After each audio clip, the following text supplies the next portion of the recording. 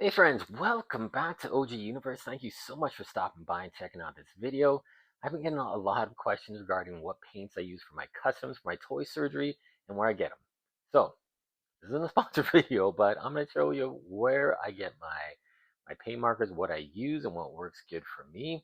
And I thought this was always beneficial when I first started doing toy customs and doing little paint jobs and stuff like that, what kind of paint people were using.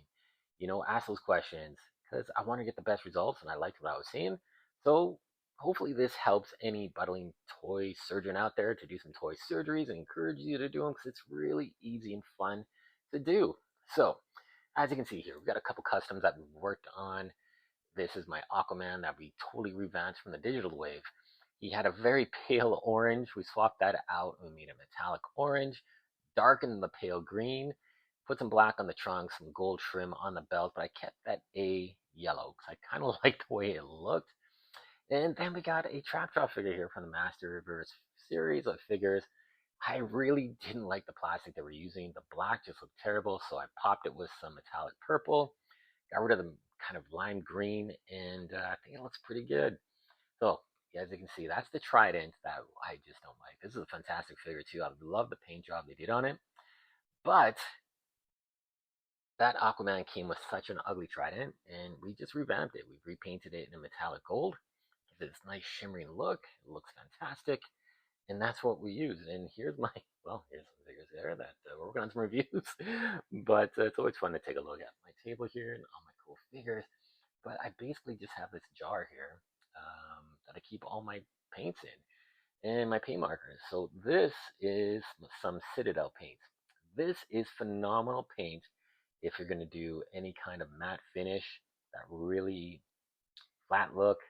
And if you want to do any kind of real metallic or metal, these are some of the best paints for it. The lead blocker is one of the best if you're painting Gundams. This really looks like metal. It's phenomenal. If we want to repaint some of the dioramas, we get in our 2 packs from McFarlane Toys. That's the paint I would use.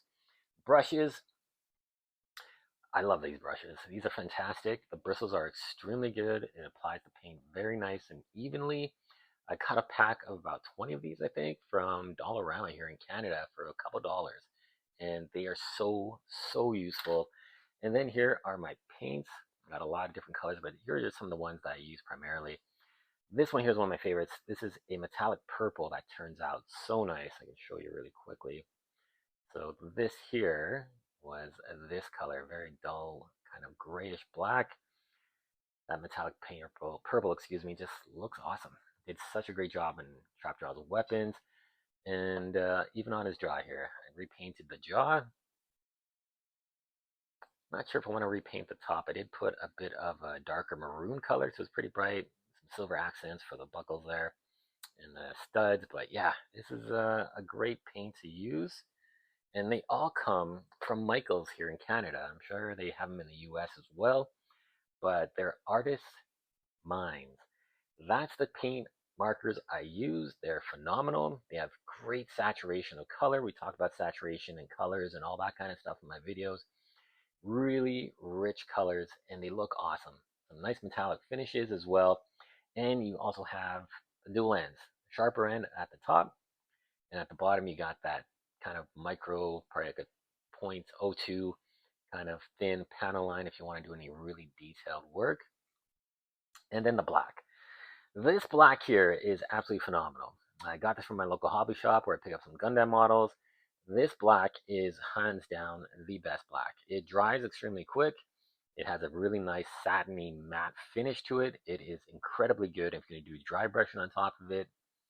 Hands down, I think I might invest and get some more paint markers from the Gundam marker kind of label because they are absolutely phenomenal. For my golds and silvers, I use this Artist Loft, again, found at Michael's, paint markers. They are phenomenal. I've used the red here. It has kind of like a very nice soft brush and then almost like a chisel end, and they're fantastic. The gold and silver I've used extensively. Very bright, very popping. They look absolutely phenomenal, and they do not cost very much. I think they're about $2, $3 each. This one might have been, the red one might have been the most expensive. It's about maybe $5. And I bought a pack of 20 of these markers for about 20 bucks. And Michaels does usually have like a 50% off coupon or 30% off coupon on their website. So check that out before you do any purchases. But yeah, it's pretty easy to use them. They dry extremely quick and they turn out really well. So there you go. I just wanted to give you guys a little kind of heads up of what I'm doing, what tools I use to get the best out of my paint endeavors. And I'm not the greatest painter or anything like that, but man, if you have the right tools, a bit of patience, a lot of light, make sure you have a lot of light to make sure you're hitting all the crevices, you can do some really fun toy surgeries. All right, so I hope that answers some of your questions. If there's any other questions, leave them below in the comments, and I'll be more than happy to answer them. But thank you so much for watching, guys, and stay tuned for more toy surgeries coming soon. We'll see you later, guys.